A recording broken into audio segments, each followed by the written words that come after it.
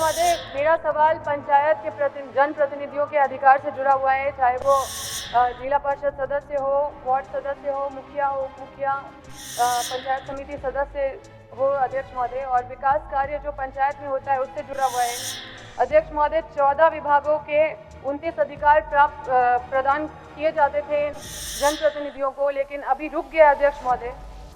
ये किस तरह का जो जवाब मिला है विभाग से अध्यक्ष महोदय? मैंने लिखा है, क्या ये बात सही है कि पंचायतों को प्रदत्त 14 विभागों के अंतर्गत 29 अधिकार? बात तो आप बोल लिए, फिर क्वेश्चन पढ़ना शुरू कर दिए। अध्यक्ष आप महोदय, पूरा पूछिए, पूरा पूछिए। आंशिक स्वीकारात्मक लिखा अध्यक्ष महोदय, मेरा सवाल पंचायत के जनप्रतिनिधियों के अधिकार से जुड़ा हुआ है, चाहे वो जिला परिषद सदस्य हो, वार्ड सदस्य हो, मुखिया हो, उप मुखिया, पंचायत समिति सदस्य हो अध्यक्ष महोदय, और विकास कार्य जो पंचायत में होता है उससे जुड़ा हुआ है। अध्यक्ष महोदय, 14 विभागों के 29 अधिकार प्रदान किए जाते थे जनप्रतिनिधियों को, लेकिन अभी रुक गया अध्यक्ष महोदय। ये किस तरह का जो जवाब मिला है विभाग से अध्यक्ष महोदय?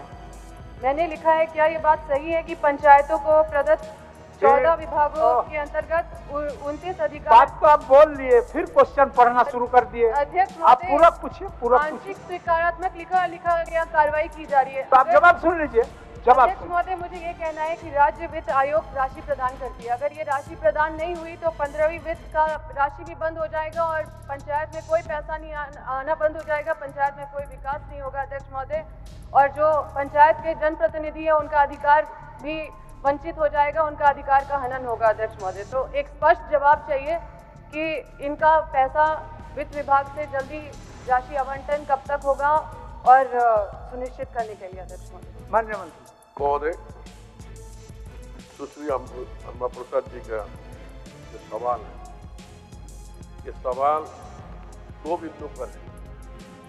पहला बिंदु इनका है कि वित्त आयोग का राशि उपलब्ध कराना, और अभी तक 3 बार पंचायत चुनाव होने के बावजूद भी पैसा पंचायत में और जिला परिषद में नहीं गया। ये सरासर गलत है। वित्त आयोग का पैसा बराबर जा रहा है। उसके लिए एक कमेटी का गठन होता है। 2019 में हुई थी, 2019 के बाद 24/1/2000 से समाप्त हो गया था। फिर 2 महीना में, फरवरी महीने में उसको भी नई तरीके से शुरू कर दिया गया। इसलिए पैसा का अभाव या आवंटन और आवंटन नहीं रहने से पैसा नहीं आएगा। पैसा तो मिल ही रहा, कौन साल नहीं मिला, वही साल का उल्लेख करें, ऐसी नहीं है। दूसरी बात क्या है कि जो 29 अधिकार 14 विभाग के द्वारा जो पंचायत एक्ट में जो लिखा हुआ है, हम और आप सब कोई जानते हैं 1978 से लगातार बिहार और झारखंड में पंचायत की चुनाव नहीं हुई। 2010 में पहली बार झारखंड बनने के बाद चुनाव हुई, और चुनाव होने के बाद कुछ वैसा ही सिस्टम चला आ रहा है। हमारी सरकार ने इस पर इनिशिएटिव लिया है कि पंचायत के जो भी सदस्य जनप्रतिनिधि हो, चाहे जिला परिषद का हो, चाहे पंचायत का हो, चाहे पंचायत समिति के सदस्य हो, सारे लोग को अधिकार धीरे धीरे दिया जाएगा। उसमें कुछ ऐसा विभाग है जो अभी तक उसको देने के हम लोग काम किए हैं, जैसे आपका कृषि विभाग, जल उद्योग, महिला, खाद्य, सार्वजनिक स्वास्थ्य, चिकित्सा, खान, स्कूली शिक्षा, जल संगठन पॉलिसी देने के लिए किया गया है। नोटिफिकेशन में हो जाएगा। धीरे धीरे हम लोग इसको शुरुआत करा रहे हैं, और मैं आश्वस्त कराना चाहते हैं, जनप्रतिनिधि का अधिकार चाहे वो मुखिया हो, चाहे और भी पर हो, सबका अधिकार मिलना चाहिए, सम्मान मिलना चाहिए। इस दिशा में सरकार गंभीर है।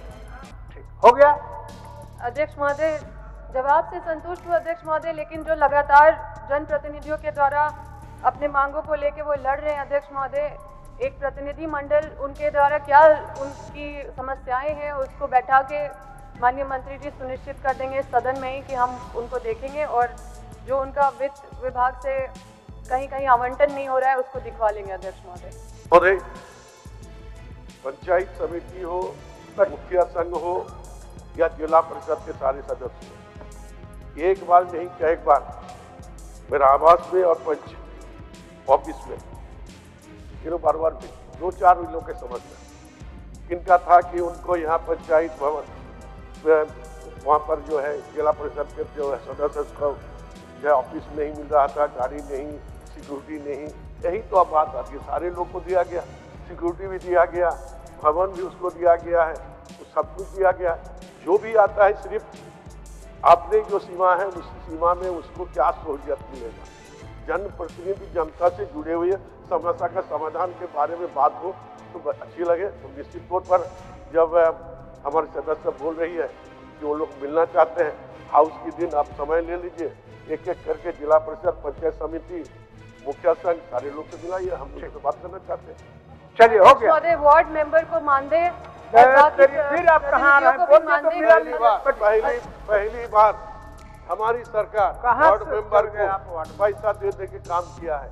तारांकित प्रश्न कोचे मुंडा जी, आपको जानकारी नहीं है। पुट क्वेश्चन, ठीक, पुट कर देते हैं, पुट कर देते हैं, पुट कर देते हैं, पुट कर दीजिए, ठीक। कोचे मुंडा जी बताइए क्या? 1 मिनट कोचे जी, 1 मिनट।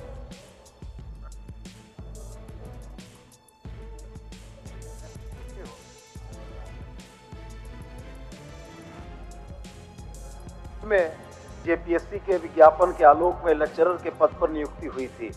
निर्धारित मानदंड पूर्ण करने पर भी कई लेक्चरर को मिलने वाले वेतन वृद्धि का लाभ नहीं दिया जा रहा है।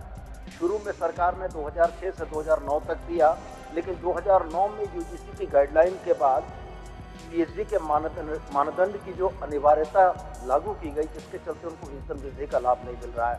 मैं आपके माध्यम से माननीय मंत्री से आग्रह करना चाहूँगा कि इस विसंगति को देखते हुए इसका निराकरण करने की कृपा करें। कोचे मुंडा साहब, कोचे मुंडा साहब। अध्यक्ष महोदय, ये सवाल का जवाब भी आया है।